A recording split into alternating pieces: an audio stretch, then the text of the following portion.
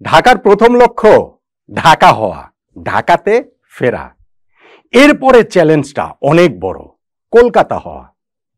BPL এর দলগুলো নিয়ে আলোচনা করছি, বুঝতেই পারছেন আজকের আলোচনার দলটা হচ্ছে গিয়ে ঢাকা ক্যাপিটালস। সেখানে ঢাকাতে ফেরা, কলকাতা হওয়া, এই জিনিসগুলো আসলে আসছে কোত্থেকে? আসছে ক্রিকেটীয় কারণেই আসছে। কিভাবে আসছে সে আলোচনাটা তো করবোই। ঢাকা ক্যাপিটালস দলটাই এবার আসলে কেমন হলো, তাদের শক্তি দুর্বলতার জায়গাটা কোথায়, এক্স ফ্যাক্টর কি, তারা কি আসলে সত্যিকার অর্থে পুরনো ঢাকাতে ফিরে গিয়ে নতুন কলকাতা হওয়ার পথে এগুতে পারবে কিনা, আমার সঙ্গে সেটা আপনি একটু মিলে দেখতে পারেন। এবং আলোচনা শেষে অবভিয়াসলি আমি আমার প্রেডিকশনটাও করব এইবারের এই ঢাকা ক্যাপিটালস দল নিয়ে। গতবারের ঢাকা দলটার কথা একটু মনে করে দেখুন। নাম ছিল দুর্দান্ত ঢাকা, স্লোগান ছিল জিতবে ঢাকা পারলে ঠেকা।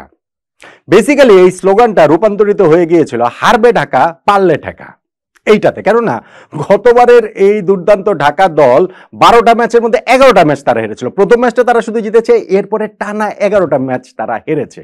বিপিএল এর ইতিহাসে এত বাজে দল, এত বাজে পারফরমেন্স আর কোনো দলের ছিল বলে তো ভাই আমার মনে হয় না। অথচ এই ঢাকার দলটার একটা খুব ভালো ইতিহাস রয়েছে, খারাপ ইতিহাসও রয়েছে।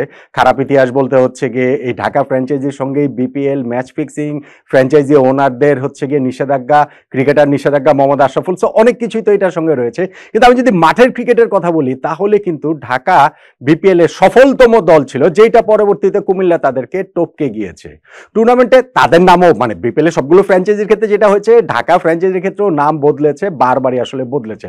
Dhaka gladiators, Dhaka dynamites, Dhaka platoon, Dhaka dominators, Durdanto Dhaka হয়ে এইবার 6 নম্বর দল নিয়ে ঢাকা খেলছে, ঢাকা ক্যাপিটালস নাম নিয়ে তারা খেলছে। কিন্তু ফ্র্যাঞ্চাইজিদের তো ঢাকার মালিকানা বদল হোক আর নাম যাই বদল হোক না কেন, এই তো ঢাকারই তো ফ্র্যাঞ্চাইজি তারা। এবং সেইখানটাতে টুর্নামেন্টে প্রথম 2বারই তারা চ্যাম্পিয়ন, প্রথম 4বারে তারা 3বার চ্যাম্পিয়ন, ইনফ্যাক্ট 5 নাম্বার 6 নাম্বার বারও তারা ফাইনাল উঠেছিল। তার মানে প্রথম 6টা ফাইনালের মধ্যে ঢাকা 5বার ফাইনাল খেলেছে, 3বার শিরোপা জিতেছে। অথচ এই ঢাকার এখনকার অবস্থা দেখুন, সর্বশেষ 3 টুর্নামেন্টে তাদের অবস্থান হয়েছে 5 নাম্বার, 6 নাম্বার, 7 নাম্বার। আর গতবার 7 নাম্বার কি হয়ে থেকে তো বললামই, 12 ম্যাচের মধ্যে 11টাতে হেরে। সো ঢাকার সামনে যেটা আমি বলছি ঢাকা হওয়ার চ্যালেঞ্জ, সেটা হচ্ছে গিয়ে তাদের এই পুরনো গৌরবটা ফেরানোর চ্যালেঞ্জ, তাদের এই পুরনো ঐতিহ্যে ফেরার চ্যালেঞ্জ। বিপিএল এ যে তারা একটা অন্যতম সফল দল, সেই জায়গাটা কি এইবারের এই দলটা নিয়ে যেতে পারবে কিনা। ঢাকা কিভাবে কলকাতা হওয়ার চ্যালেঞ্জটা সেটা তো বলবোই, দলটা কেমন হচ্ছে সেটা আগে একটু যদি আমরা দেখি। ঢাকার টপ অর্ডার ব্যাটিংয়ে বড় বড় অনেক নাম রয়েছে, তাদের ফর্মের অবস্থা কি সেটা আপনি প্রশ্ন তুলতে পারেন, কিন্তু বড় নাম অনেক রয়েছে। লিটন দাসকে তো হচ্ছে গিয়ে বাংলাদেশের ক্রিকেট ইতিহাসে অন্যতম প্রতিভাবান ক্রিকেটার হিসেবে বিবেচনা করা হয়, কিন্তু সেইটা অনেক ক্ষেত্রেই তিনি সেই প্রত্যাশার প্রতিদানটা দিতে পারেন না। সর্বশেষ ওয়েস্ট ইন্ডিজ ট্যুরেও আমরা সেটা দেখেছি। ইনফ্যাক্ট সেইখানটাতে আমি টি20 ফরম্যাটের কথা বললে লাস্ট সিরিজটাতে বাংলাদেশ 3-0 জিতেছে, কিন্তু ক্যাপ্টেন লিটন দাস 3 ম্যাচ মিলিয়ে তিনি করেছেন মাত্র 17 রান। তার আগে ওয়ানডে সিরিজেও 3 ম্যাচ মিলিয়ে করেছিলেন মাত্র হচ্ছে গিয়ে 6 রান। সো লিটন দাসের ফর্মের অবস্থা ভালো না, তবে এই টুর্নামেন্টটা দিয়ে, বিপিএলটা দিয়ে তার কামব্যাক করার খুব ভালো একটা জায়গা রয়েছে। লিটন দাস সবসময় বড় নাম, বিপিএলেও তিনি বরাবরই ভালো খেলেন। কুমিল্লা ভিক্টোরিয়ান্সের হয়ে অনেকটা সময় তিনি আসলে খেলেছেন। এবার কুমিল্লা ভিক্টোরিয়ান্সেই ঢাকা ক্যাপিটালসে লিটন দাস রয়েছেন। তানজিদ হাসান তামিম, তার অবস্থা ওইরকম প্রতিভাবান, কিন্তু সেটা পারফরমেন্সে অনুবাদটা কম। যদিও তার ক্যারিয়ারের এখন আর্লি স্টেজ, তিনিও ভালো ফর্মে নেই। ওয়েস্ট ইন্ডিজের সঙ্গে 3টা টি20 ম্যাচ মিলে তিনিও ওই লিটন দাসের মতোই 17 রান মাত্র করেছেন। তার জন্য কামব্যাকের এটা একটা টুর্নামেন্ট নিঃসন্দেহে। ব্যাকআপ ওপেনার হিসেবে তাদের এখানে মুনিম শাহরিয়ার রয়েছে, একটা ভালো বিপিএল তার কেটেছিল। এইবার তার জন্য তিনি কতটা কামব্যাক করতে পারেন, তার জন্য আসলে সেই ক্ষেত্রটা প্রস্তুত হয়ে আছে। সো কামব্যাক করার অবস্থা মোটামুটি ঢাকার এই যে বড় বড় নাম রয়েছে, কিন্তু সবারই হচ্ছে কি কামব্যাকের চ্যালেঞ্জটা তাদের সামনে রয়েছে। এই টপ অর্ডারে বিদেশি কালেকশনও কিন্তু তাদের আসলে খুব ভালো। জনসন চার্লস, তিনি খেলতে পারলে ক্যারিবিয়ান এই ওপেনার তো টপ অর্ডার ব্যাটসম্যান তো আসলে দানব হয়ে উঠতে পারেন। সো এই জায়গাটা তো তাদের রয়েছে।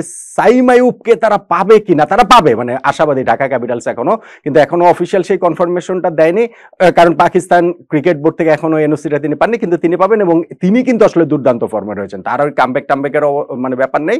তিনি হচ্ছে গিয়ে তার ফর্মটা কন্টিনিউ করতে পারলেই হয়। স্টিফেন এসকেনাজাই তিনিও রয়েছেন। সো ঢাকার এই টপ অর্ডারটা মোটামুটি আপনি বলতে পারেন যে হচ্ছে গিয়ে সব দিকই কাভার করেছে, কিন্তু মিডল অর্ডারের এই জায়গাতে কিন্তু তেমন কেউই আসলে নেই।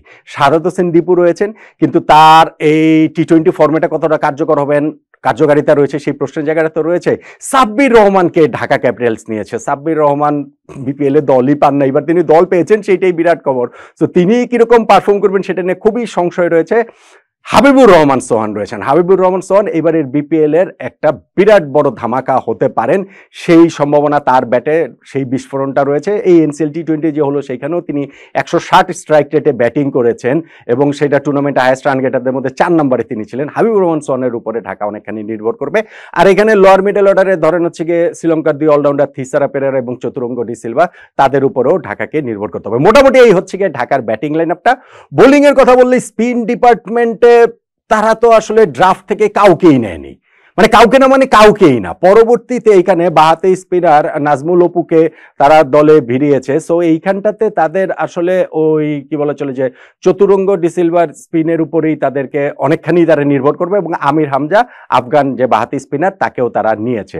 পেস বোলিং ডিপার্টমেন্টের ওইখানটাতে কিন্তু আবার বড় নাম রয়েছে। সবচেয়ে বড় নাম মুস্তাফিজুর রহমান। মুস্তাফিজুর রহমান তো ওই বিপিএল এ সবসময় পারফর্ম করেন এবং সেটা ওই যে কুমিল্লা ভিক্টোরিয়ান্স ওই লিটন দাসের মতোই চ্যাম্পিয়ন দলের ক্রিকেটার তিনি ছিলেন, গতবার না কিন্তু সেই কুমিল্লা ভিক্টোরিয়ান্সের ওই কোর টিমটার অংশ তো তিনি ছিলেন। সো মুস্তাফিজ এইবারে ঢাকা ক্যাপিটালসের একটা বড় শক্তি হতে পারেন। মেহেদী হাসান রানাকে তারা পরবর্তীতে নিয়েছে আছে তাদের দলে হচ্ছে আবু জায়েদ রাহি, মুকিদুল মুগ্ধ যিনি এনসিএল টি20 ফাইনালটাতে ম্যান অফ দ্য ম্যাচ হয়েছেন। সঙ্গে এখানে বিদেশি পেসার পাকিস্তানি এখানে শাহনাজ ধারানি তিনি যেমন রয়েছেন, ঠিক তেমনি জহুর খান তিনিও রয়েছেন হচ্ছে গিয়ে আরেকজন pace bowler. So UAE so এই জায়গাটা তারা কিন্তু পেস বোলিং এর জায়গাটা থেকে মোটামুটি একটা ভালো সেটআপ তাদের রয়েছে। তাহলে এবারে এই ঢাকা দলটা তো আমরা দেখলাম, এই দলটার যদি আমরা শক্তির জায়গা দেখি, শক্তির জায়গা কি? শক্তির জায়গা অবভিয়াসলি সবচেয়ে প্রথমে যেটা চোখে পড়ছে সেটা হচ্ছে টপ অর্ডার ব্যাটিং। টপ অর্ডারটা তাদের আসলে মানে জ্বলে উঠতেই হবে। টপ অর্ডারটা তাদের বিস্ফোরক শুরু করে দেওয়ার সামর্থ্য তো রয়েছে। আমি ঠিক শিওর না আসলে লিটন দাস কি ওপেনিংয়েই খেলবেন, না 3 নম্বরে খেলবেন, না 4 নম্বরে খেলবেন। সো সবকিছু মিলে এই টপ অর্ডারটার উপরে তারা নির্ভর করবে, এটা তাদের একটা শক্তির জায়গা। শক্তির জায়গা আমার কাছে মনে হয় চ্যাম্পিয়ন মেন্টালিটি নিয়ে আসা বিপিএল এর ক্ষেত্রে অন্তত পক্ষে লিটন দাস, মুস্তাফিজুর রহমানরা, এটা একটা তার ঢাকার জন্য একটা শক্তির জায়গা। মুস্তাফিজুর রহমান ইটসেলফ মানে হিমসেলফ তিনি হচ্ছে কি একটা বড় শক্তির জায়গা। তিনি তো ডিফারেন্স মেক করে দিতে পারেন যে কোনো ম্যাচে যে কোনো সময়, এটা ঢাকার একটা শক্তির জায়গা। ওভারঅল তাদের পেস বোলিং ইউনিটটাও কিন্তু আসলে খারাপ না, পেস বোলিং ইউনিটের ওইটাও আসলে কার্যকর তাদের হতে পারে। একটা শক্তির জায়গা হতে পারে যে লিটন দাস এবং তার ক্যাপ্টেন্সি। ওয়েস্ট ইন্ডিজের সঙ্গে আমরা যে টি20 সিরিজটা 3-0 জিতলাম সেখানে লিটনের ক্যাপ্টেন্সি কিন্তু তুমুল প্রশংসিত হয়েছে। সো এইখানটাতে লিটনই প্রবাবলি, এখন তারা দল মানে ক্যাপ্টেন ঘোষণা করেন, প্রবাবলি লিটনই ক্যাপ্টেন্সি করবেন এবং সেই জায়গাটা তাদের একটা বড় শক্তির জায়গা হতে পারে। দুর্বলতার জায়গা কিন্তু ঢাকার রয়েছে। যেমন আমি দেখছি যে ভাই মিডল অর্ডারটা তাদের একেবারে ফোকলা মিডল অর্ডার, একেবারে দাঁত ফোকলা অবস্থা। এই জায়গাটাতে যে খুব ভরসা করার মতো কেউ রয়েছেন বিষয়টা ওই রকম না। লোয়ার মিডল অর্ডারে হয়তো বা আবার আছেন, কিন্তু ওইখানটাতে তারা কতটা কি করতে পারবে আমার এটা একটা বড় প্রশ্নবোধক চিহ্ন আমার মনে রয়েছে। স্পিন ডিপার্টমেন্টও তাদের উইক, বেশ উইক। তাদের এইখানটাতে অপশন, ব্যাকআপ অপশন কোনো জায়গাটাতেই মানে খুব কার্যকর কিছু করতে পারবেন কিনা সেটা একটা চ্যালেঞ্জের ব্যাপার। আর তারা আসলে ঠিক কোন প্ল্যানিং এ, আমার কাছে মানে দুর্বলতার যে জায়গাটার কথা বলতে হবে প্ল্যানিং এর ওই জায়গাটাতে, যে তারা যে দেশের কোনো স্পিনারকে না নিয়েই ড্রাফটটা শেষ করে ফেলেছিল, মানে সেই রকম একেবারে পুরো আউট অ্যান্ড আউট স্পিনার, পরবর্তীতে নয় নাজমুল অপুকে নিয়েছে, ওই জায়গাটাতেও আমার কাছে একটুখানি ঘাটতি আছে বলে আমার কাছে মনে হচ্ছে। ঢাকা ক্যাপিটালস এর কোচ হিসেবে আছেন হচ্ছে গিয়ে খালেদ মাহমুদ সুজন। তিনি তো বাংলাদেশের one of the best coach হিসেবে স্বীকৃত। গতবারও কিন্তু ঢাকা টিমে তিনি ছিলেন, ওই যে 12 ম্যাচে 11টা হারা দলটার কোচ তিনিই ছিলেন। তো সুজন ভাইয়ের জন্য কিন্তু এটা আসলে কামব্যাক করার একটা জায়গা এইবারের এই বিপিএলটা। দলটার এক্স ফ্যাক্টর আমার কাছে মনে হচ্ছে যে দুইটা জিনিসের কথা আমি বলবো, একটা হচ্ছে কি লিটন দাসের কামব্যাক, আর আরেকটা হচ্ছে কি হাবিবুর রহমান সোহানের বিস্ফোরণ। এই দুইটা জিনিস যদি ক্লিক করে যায় তাহলে ঢাকার পক্ষে আসলে ভালো কিছু করা সম্ভব। ঢাকার পক্ষে সেই পুরনো গ্লোরি ডেজটি কি ফিরে যাওয়া সম্ভব, ফাইনালে খেলা, চ্যাম্পিয়ন হওয়া, সেরকম কি আসলে সম্ভব? দেখুন শুরুতে আমি একটা কথা বলছিলাম যে ঢাকার পুরোনো দিনে ফেরার চ্যালেঞ্জ রয়েছে, সঙ্গে কলকাতা হওয়ার চ্যালেঞ্জ রয়েছে। কলকাতার কথাটা কেন বলছিলাম সেটা হচ্ছে গিয়ে Kolkata Knight Riders. Kolkata Knight রাইডার্সের মালিকানায় যেমন শাহরুখ খান রয়েছেন, এইবারের এই ঢাকা দলটা, ঢাকা ক্যাপিটালসের মালিকানায় বাংলাদেশের ফিল্ম স্টার শাকিব খানও রয়েছেন এবং শাকিব খান থাকার কারণে এইটার কিন্তু একটা অন্যরকম সারা এবারে ঢাকা আসলে ফেলতে পেরেছে।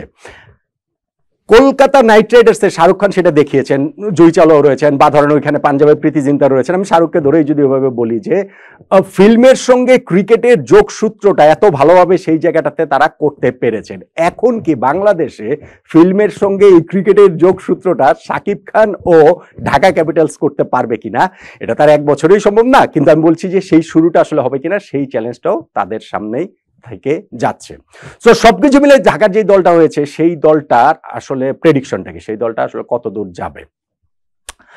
ঢাকা চ্যাম্পিয়ন হতে পারে খুব যদি ভালো পারফর্ম করে তাদের এই ক্রিকেটাররা, ধরেন হচ্ছে গিয়ে লিটন, মুস্তাফিজ, সোহান, বিদেশি ক্রিকেটাররা যদি জ্বলে ওঠে, তাহলে অত দূর যাওয়াটাকে আমি একেবারে অসম্ভব বলছি না। কিন্তু আমার কাছে মনে হচ্ছে যে এই ঢাকা তাদের প্রাথমিক টার্গেটটা থাকবে আসলে প্লে অফে খেলা। যদি প্লে অফে তারা খেলতে না পারে তাইলে তারা আসলে ডিসঅ্যাপয়েন্টেড হবে। তাহলে তাদেরকে মনে হবে যে তারা যেইভাবে দলটা সাজিয়েছে তাতে করে প্লে অফে অন্তত পক্ষে খেলা উচিত বলে তারা নিজেদেরকে ভাবতে পারে। প্রাথমিক লক্ষ্য সেইটাই ঢাকা ক্যাপিটালসের হওয়া উচিত। ওই যে জিতবে ঢাকা পারলে ঠেকার স্লোগানটা যেমন রূপান্তরিত হয়ে হারবে ঢাকা পারলে ঠেকা হয়ে গিয়েছিল, এইবারে ঢাকার আবার টিম স্লোগানটা হচ্ছে গিয়ে টুগেদার উই রাইজ। সো এইবার সবাই মিলে এই ঢাকার দলটা রাইজ করে কতদূর যেতে পারবে, চ্যাম্পিয়নশিপের পর্যন্ত যেতে পারবে বলে আমার কাছে আসলে মনে হয় না। এই ঢাকা চ্যাম্পিয়ন হবে বলে আমার কাছে মনে হয় না। তবে প্লে অফ খেলতে পারে তারা, প্লে অফে খেলা সম্ভব, এই ঢাকার পক্ষে সম্ভব। আপনিও কি সেটা মনে করছেন কিনা, এবং আপনি এই ঢাকার দলটা কোন জায়গাটা গিয়ে টুর্নামেন্টটা শেষ করবে বলে আপনার মতামতটা জানাতে পারেন।